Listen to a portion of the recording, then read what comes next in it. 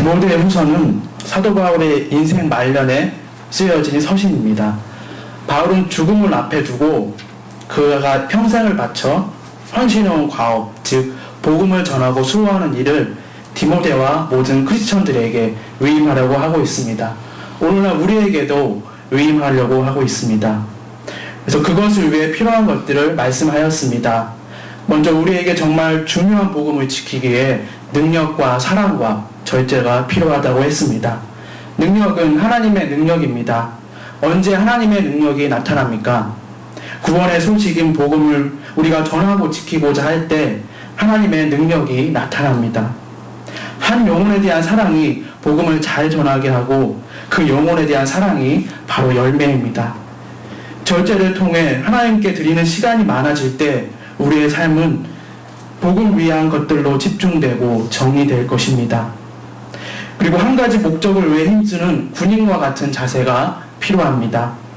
또한 법대로 경계하는 자의 자세가 필요하다고 했습니다. 세상의 법에 잘 순종하고 적응하는 것이 이 시대에서 복음이 왜곡되지 않게 하는 것입니다. 그리고 수고하는 농부의 모습이 있어야 합니다. 하나님이 귀히 여기시는 복음을 위해 수고할 때 그 열매는 먼저 우리의 것이라고 말씀하였습니다. 그런데 오늘 본문 말씀은 이렇게 복음으로 인해 모인 교회의 성도들을 이번에는 그릇으로 비유하고 있습니다. 큰 집에 여러 가지 그릇들이 있듯이 교회 안에도 다양한 성도들이 있다는 것입니다. 연약하고 깨지기 쉬운 나무 그릇, 질그릇 같은 성도가 있고 믿음이 좋고 잘 견디는 금그릇, 은그릇 같은 성도들이 있습니다. 그런데 중요한 것은 어떤 그릇이든지 간에 깨끗해야 쓰임 받는다는 것입니다. 21절 말씀입니다. 그러므로 누구든지 이런 것에서 자기를 깨끗하게 하면 귀 쓰는 그릇이 되어 거룩하고 주인의 쓰심에 합당하며 모든 선한 일에 예비함이 되리라. 그렇다면 깨끗하게 한다는 것은 무엇일까요? 즉 어떻게 해야 쓰임받는 성도가 되는 것일까요? 첫째는 겸손해야 합니다. 금그릇, 은그릇은 불에도 잘 견뎌내는 단단한 금속으로 만들어졌습니다. 교회 안에도 금그릇, 은그릇과 같은 성도들이 있습니다. 신앙생활 하는 가운데 그 오는 믿음의 시련들을 잘 견디어냈습니다. 불과 같은 시련이 오더라도 넘어지지 않고 견디어냈습니다. 그런데 이렇게 믿음이 좋더라도 결국 하나님께 쓰임받는 것은 겸손할 때입니다. 겉으로 보이는 신앙의 성숙도가 아니라 계속해서 겸손할 수 있어야 하나님께 쓰임받는 그릇이 된다는 것입니다. 구약 성경의 사울 왕을 살펴봅시다. 그는 처음에 왕으로 택함을 받았을 때 자신은 미약한 집안의 사람이라고 겸손하게 고백했습니다. 그러나 그는 처음에 겸손함을 잃고 모든 것을 자기의 뜻대로 하고자 하는 교만함에 빠졌습니다. 제사장만이 할 수 있는 제사의 권한을 월권하였고 전쟁에서 이긴 전리품들을 자신이 취하고자 하는, 그래서 하나님의 명령에 순종하지 않는 교만함을 보였습니다. 그래서 이제 왕으로서 쓰임을 받지 못하고 버림을 받게 됩니다. 왕이 되기 전에는 겸손함이 있었다 하더라도 왕이 된 후에도 계속 겸손해야 했습니다. 많은 권한이 자기에게 주어졌을 때, 즉 교만하기 쉬운 상황에서 겸손히 행해야 했던 것입니다. 자신을 둘러싼 외부의 상황이 어떻게 흘러가더라도 겸손한 마음을 가져야 했던 것입니다.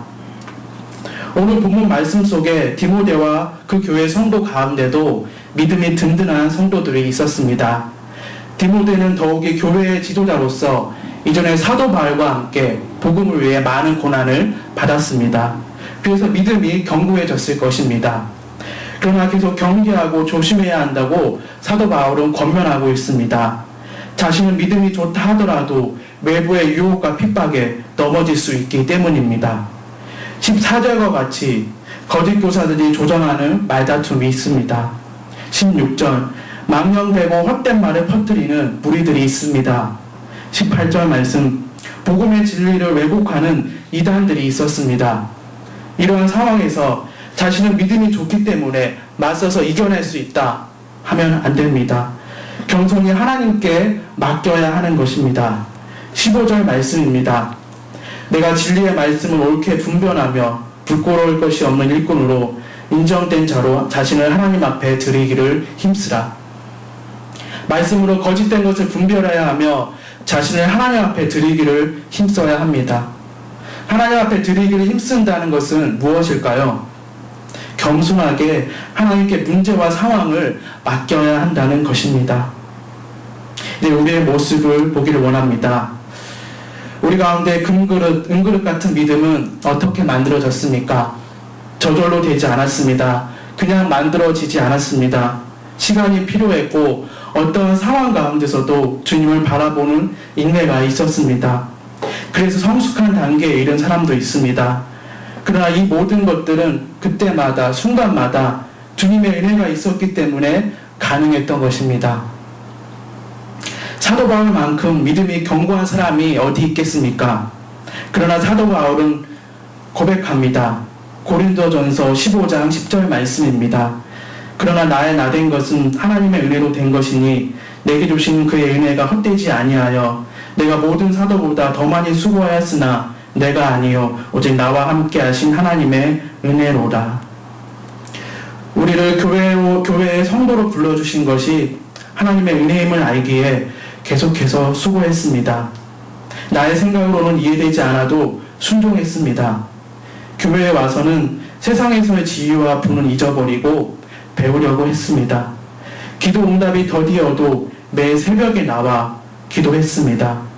이러한 모습이 1년, 2년으로 끝나지 않고 계속 이어질 수 있는 것은 계속 하나님 앞에 겸손했기 때문입니다. 우리 교회에도 성실하게 매일 기도의 자리를 지키는 금그릇, 은그릇 같은 성도님들이 있습니다. 이들은 더 많은 안정과 더 많은 평안을 위해 기도의 자리를 지키는 것이 아닙니다. 겸손하기 때문에 하나님께서 계속 기도의 제목을 주셔서 그 자리를 성실하게 지키는 것입니다. 둘째, 하나님께 쓰임받는 성도가 되기 위해서는 포기하지 말아야 합니다. 교회 안에는 나무그릇, 질그릇 같은 연약한 성도들도 있습니다. 연약한 성도라고 해서 하나님이 쓰시지 않는 것이 아닙니다. 그릇이 쓰이고 쓰이지 않는 것은 주인의 손에 달려 있습니다. 예레미야 18장 6절에 다음과 같은 말씀이 있습니다. 나 여호와가 이르노라 이스라엘 족속아 이 토기장에 하는 것 같이 내가 능히 너희에게 행하지 못하겠느냐. 이스라엘 족속아 진흙이 토기장의 손에 있음 같이 너희가 내 손에 있느니라. 하나님의 손에 있으면 진흙 같은 모습이어도 쓰임 받을 수 있습니다. 하나님의 뜻과 계획에 달려 있다는 것입니다. 하나님의 뜻과 계획이 아니면 금그릇이어도 쓰일 수 없습니다. 하나님의 계획이 있다면 질그릇도 쓰일 수 있다는 것입니다. 우리에게 연약한 모습이 있어도 하나님께서 쓰시고자 하면 쓰임 받을 수 있습니다. 하나님께서 우리를 포기하지 않으셨기 때문에 나만 포기하지 않는다면, 우리만 포기하지 않는다면 하나님께서 쓰실 수 있다는 것입니다. 하나님께서 예수 그리스도를 왜 보내주셨습니까? 죄인인 우리를 포기하지 않으셨기 때문입니다.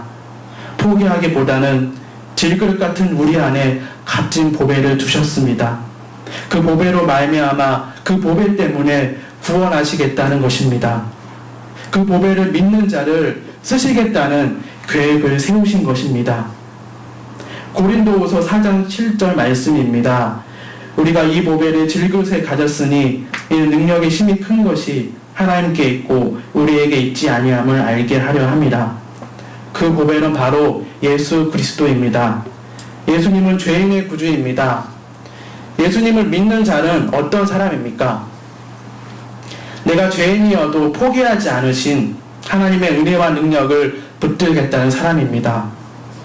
그래서 믿음이 좋은 성도여도 겸손하지 않으면 하나님께서 쓰실 수 없습니다.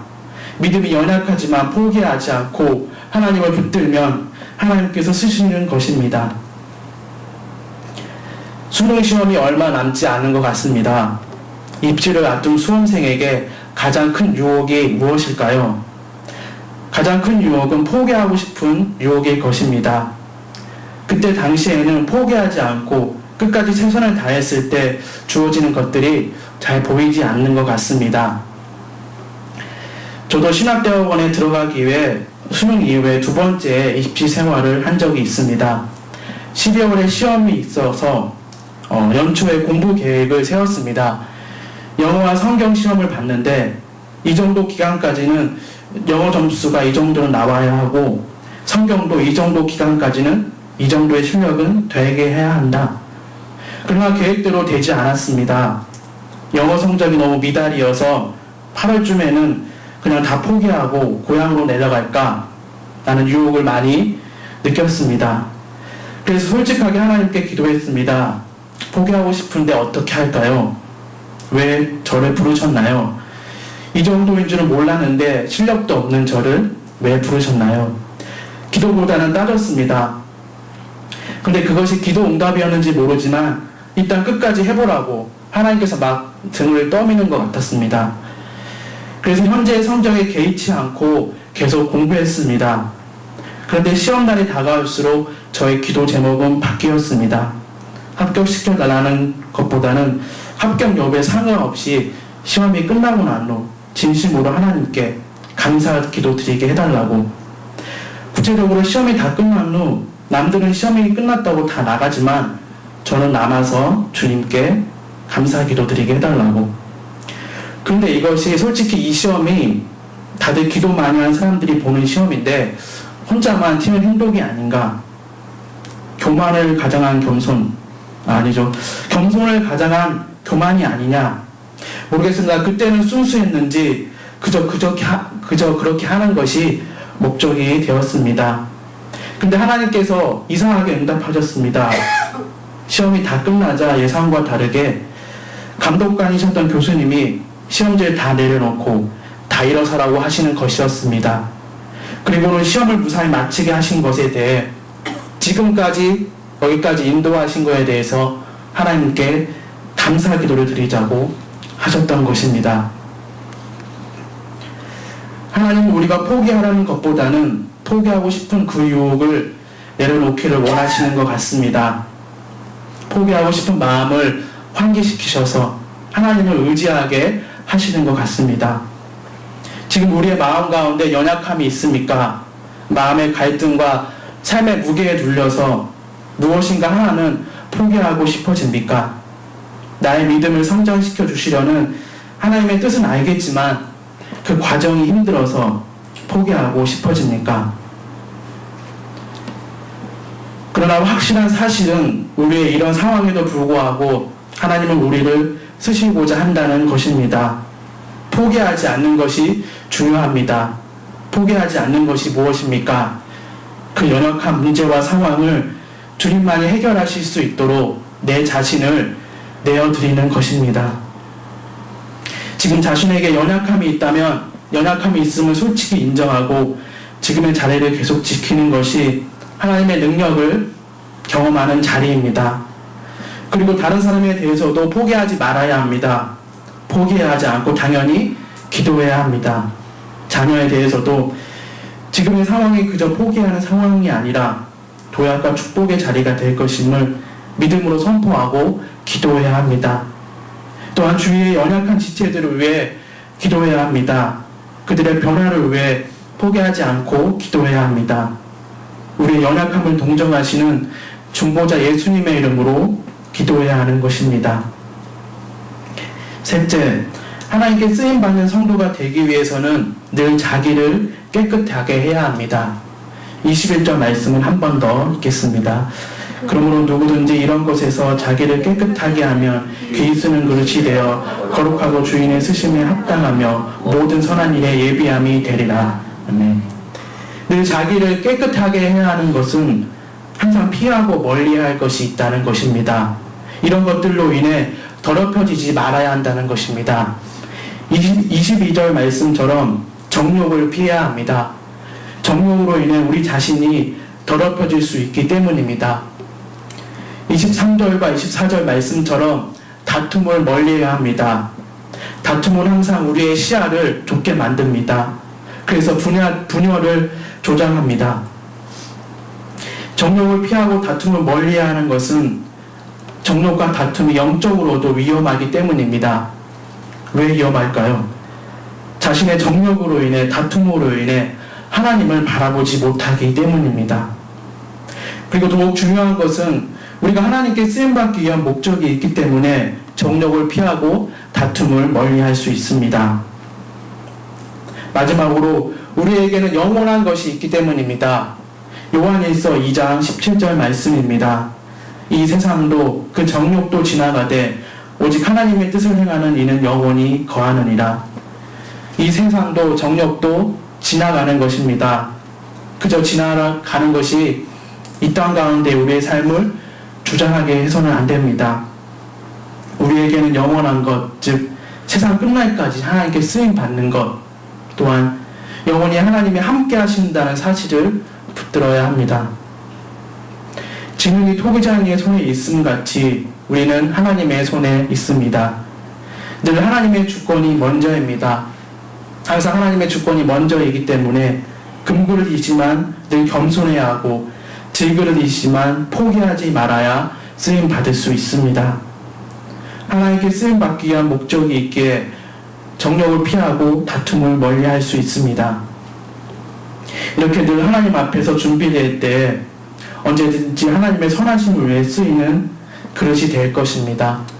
하나님의 선하심을 위해 쓰이는 우리의 가정, 우리의 교회, 이 나라 이 민족이 될 것입니다. 우리 모두 이렇게 쓰임받는 축복을 받아 누리기를 간절히 기도합니다.